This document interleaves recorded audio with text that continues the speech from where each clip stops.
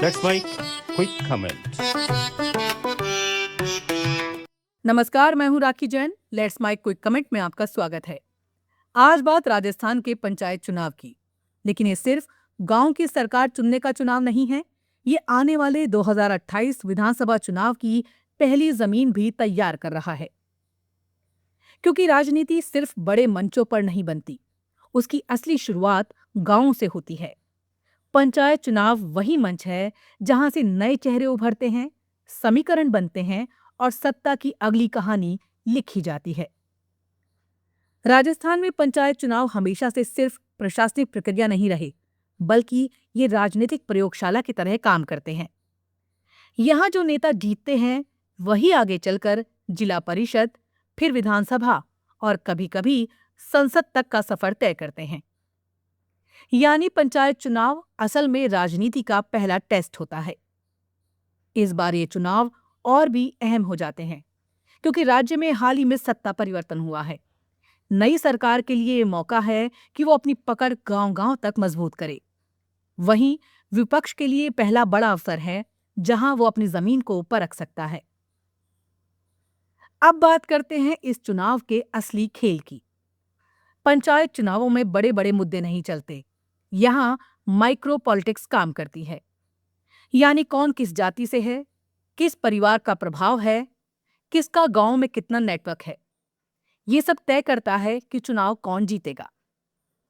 राजस्थान जैसे राज्य में जहां जातीय समीकरण राजनीति की धुरी रहे हैं, वहां पंचायत चुनाव इन समीकरणों को और स्पष्ट कर देते हैं। जाट, राजपूत, गुर्जर, मीणा, दलित और ओबीसी समुदाय, हर वर्ग की अपनी अपनी भूमिका होती है।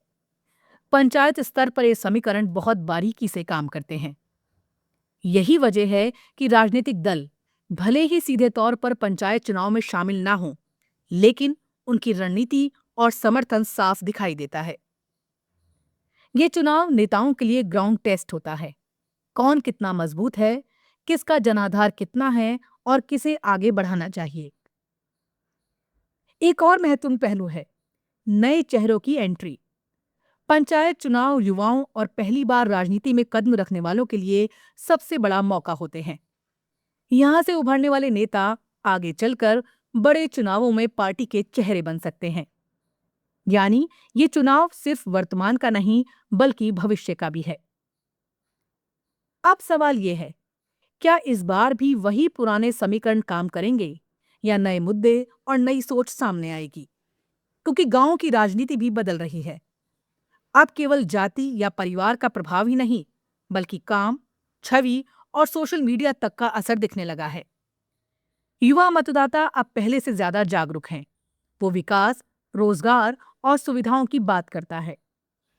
लेकिन इसके साथ ही पारंपरिक समीकरण पूरी तरह खत्म भी नहीं हुए हैं। यानी ये चुनाव पुराने और नए दोनों तरह की राजनीति का मिश्रण होगा। अब बात करते हैं राजनीतिक दलों की रणनीति की।